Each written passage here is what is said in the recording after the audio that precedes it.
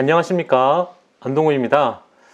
이번 영상에서 말하고자 하는 것은 그냥 계속 매수해 라는 이야기인데요. 정말 황당한 이야기처럼 들릴 수 있는데, 제가 말한 이 어이없는 이 말이 당신의 인생을 바꿀 수 있는 투자 조언이 될 수 있습니다. Just keep buying, 이 세 단어는 당신을 부자로 만들어 줄 수 있습니다. 제가 말하는 것은 다양한 소득을 창출할 자산 세트를 지속적으로 매수하는 것입니다. 저는 언제 사야 하는지, 얼마나 사야 하는지에 대해 이야기하는 것이 아니고 단지 계속 사라고 하고 있는 것입니다. 이 아이디어는 단순해 보일 텐데요. 실제 단순하기 때문이죠. 많은 투자자들은 향후 주식시장에 급락이 발생할 경우 고점 근처에서 매수하기를 원하지 않을 것이기 때문에 주식을 매수할 적절한 타이밍에 집중하게 됩니다. 저는 그 느낌을 이해합니다. 2017년 초반 주식시장이 사상 최고치에 근접했을 때 가격에 대한 부정적인 조정이 더 커질 때까지 매수를 보류하고 싶을 수 있다는 것이죠. 이 접근법의 유일한 문제점은 시장의 조정이 일어나기 전에 상당 기간 동안 주식시장이 상승할 수 있다는 것입니다. 예를 들어 구글에서 스탁 마켓 오브 밸류드 2012를 검색하면 2012년 고평가된 주식에 대한 수많은 이야기를 찾을 수 있습니다. 만약 S&P 500 조정을 기다리기 시작한 경우라면 2012년부터 2017년까지 가격이 70% 이상 상승했습니다. 그리고 2012년을 검색하는 것이 아니라 2013년, 2014년 등을 검색하더라도 시장의 고평가에 대한 유사한 비난을 찾을 수 있을 것입니다. 매도할 이유는 항상 많다는 것을 기억해 두시면 좋겠습니다.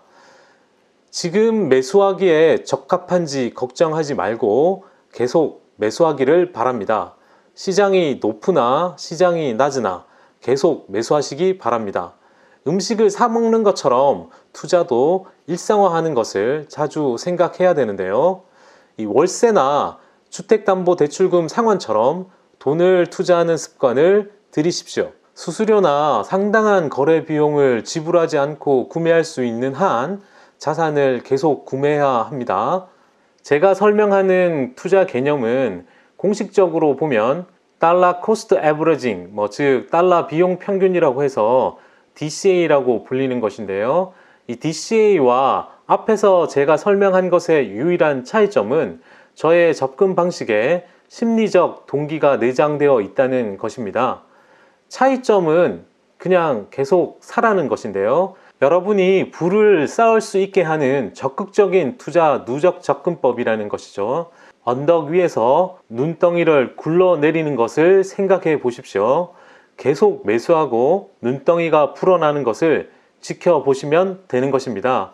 여전히 확신이 없다면 지금의 이야기를 잘 들어보시기 바랍니다.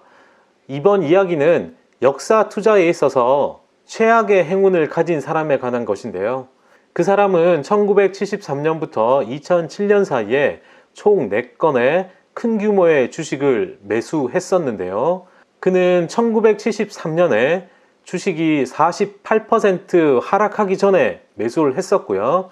1987년에는 34% 하락하기 전에 매수했었으며 2000년에는 닷컴 버블 크래시 전에 매수를 했고 2007년 전에 매수했었습니다. 이 규모가 약 20만 달러라고 가정할 경우 4건의 개별 구매에도 불구하고 그 사람은 어떻게 됐을까요? 결국 그는 9%의 연간 수익률로 약 98만 달러의 이익을 얻을 수 있었습니다. 그의 비밀은 무엇일까요? 그는 결코 매도하지 않았습니다. 이것이 정답입니다. 전량 처분한다는 것은 말 그대로 미래의 부를 매각하는 것입니다. 더 많이 거둘 때까지 자산을 보유해야 하는 것인데요. 이것이 자본주의의 목적입니다. 즉, 자본을 확보하는 것이죠. 투자에 있어서 매각해야 하는 유일한 시기는 연간이든 분기별이든 리밸런싱 또는 퇴직할 때입니다. 다음에 보여줄 그래프의 일부 데이터를 보기 위해서는 먼저 PE의 개념을 알아야 하는데요. 본질적으로 이것은 주식이 현재 수입에 비해 얼마나 비싸냐에 대한 척도인 것이죠. 개별 주식의 경우 여러 가지 이유로 크게 다를 수 있습니다. 그러나 주식시장 전체의 경우는 PE는 시장이 저평가되거나 과대평가될 수 있는 시기에 대한 훌륭한 도구였습니다. 따라서 PE 비율이 높을수록 일반적으로 고평가된 시장에 해당되고요. PE 비율이 낮을수록 저평가 시장에 해당합니다. 지금의 그림은 X축에는 미국 주식시장의 과거 PE 비율이고요. Y축은 향후 5년간의 실제 수익률을 보여주는 것입니다. 데이터는 1881년 이후 월별 시장 수익률과 배당금을 포함하고 있습니다. 보시다시피 PE와 미래 실제 수익 간에는 음의 관계가 있습니다. 즉, 주식이 더 비싸질수록 실제 수익률이 낮아지게 되는 것이죠. 지금 차트는 수익률이 플러스인지 마이너스인지에 대해서 알려주는 그림이고요. 잠깐 그래프의 움직임을 살펴보시죠.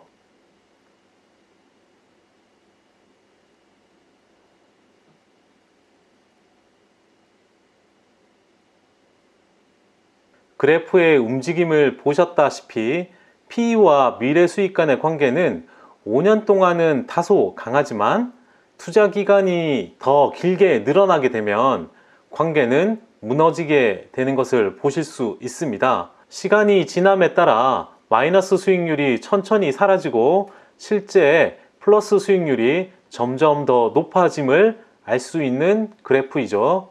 이것에 대한 흥미로운 점은 미국 주식이 20년 동안 실질적으로 배당 포함해서 마이너스 수익을 내지 않았다는 것이고요. 30년 동안 수익은 일반적으로 일부 분산에도 불구하고 수렴되었다는 것입니다.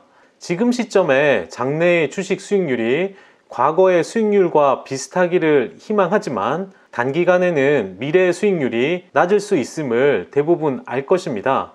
이것이 사실인지 여부에 관계없이 앞에 그래프 움직임에서 알 수 있듯이 더 오랜 기간 동안 자산을 보유하는 것의 중요성을 알아야 한다는 것입니다.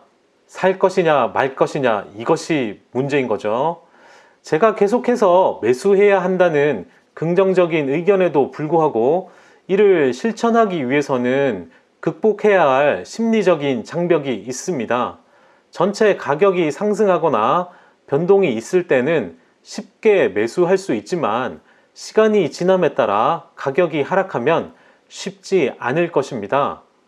아이러니하게도 매수하기 가장 좋은 시기는 믿음을 잃고 매도할 가능성이 가장 높은 시기이기도 합니다.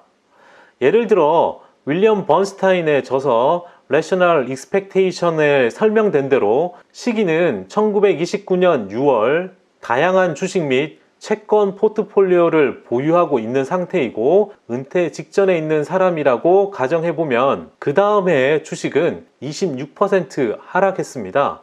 이 시점에서 가격이 하락했기 때문에 구매하기 좋은 시점이라고 생각이 드십니까? 그렇게 투자 판단을 하고 1930년 6월에 주식을 매수하기 위해 일부 채권을 매도한 다음 리밸런싱을 하기로 결정했습니다. 1년이 다시 지났고요. 주식은 26%가 더 떨어졌습니다. 포트폴리오에 상처를 입었지만 여전히 포트폴리오에는 채권이 남아 있습니다. 그럼 그 시점에 주식은 바닥에 가까워졌을까요? 누적 손실률이 45%인데 얼마나 더 빠질 수 있을까요? 그래서 1931년 6월 더 많은 채권을 팔고 더 많은 주식을 매수할 때가 되었다고 결정하게 됩니다. 불행히도 이런 일이 또 발생하게 됩니다. 1931년 6월부터 1932년 6월까지 주식시장은 비참하게도 64% 손실을 입게 되었습니다. 예를 든 주인공의 문제는 시장 타이밍일 것입니다. 3년 동안 주식의 누적 손실이 80%라고 상상할 수 있겠습니까? 어떻게 반응해야 할까요?